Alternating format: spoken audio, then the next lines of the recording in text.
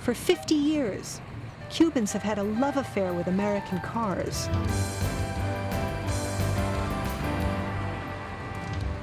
But keeping an antique car running needs more than expertise. You need spare parts.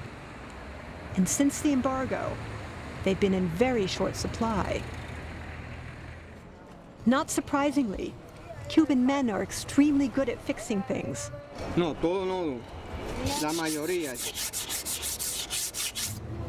But even they can't make carburetors out of thin air. El hijo va a manejar, el hijo. So they've come up with an unusual solution. Se le quita el motor americano y se le pone un motor más pequeño que los rusos. It's a 1940 Plymouth. These guys will do anything to get their car running again, even if it means parking their engine in their living room every night.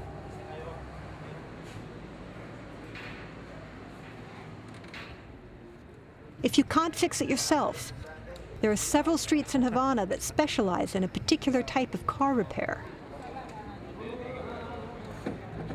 Or, if that's not enough, full-time mechanics who can strip down your engine.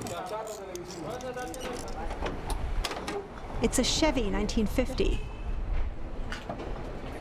They'll use Russian Volga replacement parts. Nowadays, you can even go to a licensed private shop. They'll take great care of your baby. But even they have a hard time finding spare parts.